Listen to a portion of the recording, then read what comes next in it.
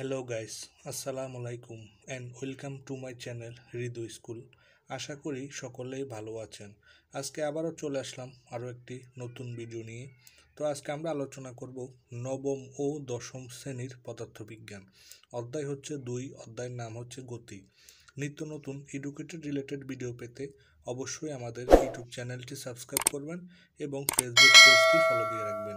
তো চলুন আজকের ভিডিও শুরু করা যাক।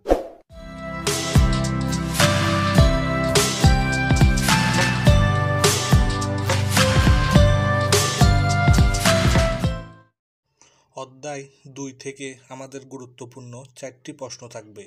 প্রথম প্রশ্নটি হলো তাৎক্ষণিক দ্রুতি কী? দ্বিতীয় প্রশ্নটি হলো বৃত্তাকার পথে গতিশীল কোনো বস্তুর ত্বরণ ব্যাখ্যা করো। তৃতীয় প্রশ্নটি হলো ত্বরণের সংজ্ঞা লেখো। এবং চতুর্থ প্রশ্নটি হলো পৃথিবীর অভিকোষজ ত্বরণ কেন সুষম ত্বরণের উদাহরণ। প্রথম প্রশ্ন, তাৎক্ষণিক দ্রুতি কী? উত্তরটি হতো অতি অল্প সময়ের ব্যবধানে যে কোনো মুহূর্তে কোনো বস্তুর অতিক্রান্ত দূরত্বকে সময় দিয়ে ভাগ করলে যে দ্রুতি পাওয়া যায় তাকে তাৎক্ষণিক দ্রুতি বলে। দ্বিতীয় প্রশ্ন, বৃত্তাকার পথে গতিশীল কোনো বস্তুর ত্বরণ ব্যাখ্যা করো।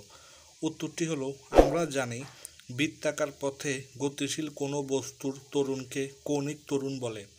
সুষম বৃত্তাকার পথে সমদ্রুতিতে গতিশীল বস্তুর বেগের মানের কোনো পরিবর্তন হয় না, কিন্তু বেগের দিকের পরিবর্তন হয়, অর্থাৎ বস্তুর ত্বরণ হয়।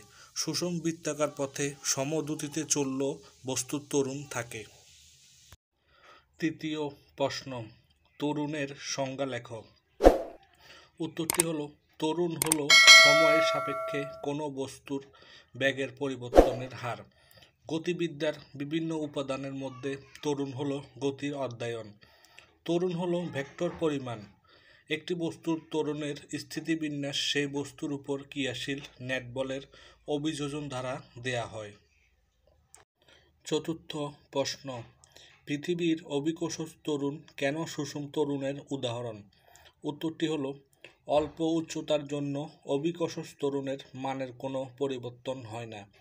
প্রতি সেকেন্ডে অভিকর্ষ বলের প্রভাবে বেগ বৃদ্ধির হার 9.8 ms, অর্থাৎ 1 সেকেন্ড পর বেগের মান 9.8 ms/2 করে বৃদ্ধি পায়। তাই অভিকর্ষজ ত্বরণ একটি সুষম ত্বরণের উদাহরণ। প্রিয় বন্ধুরা, ভিডিওটি যদি ভালো লেগে থাকে একটি লাইক দিয়ে দিবেন। আর যারা যারা এখনও পর্যন্ত আমাদের চ্যানেলটি সাবস্ক্রাইব করেন নাই, চ্যানেলটি সাবস্ক্রাইব করে পাশের বেল আইকনটি অন করে দিবেন।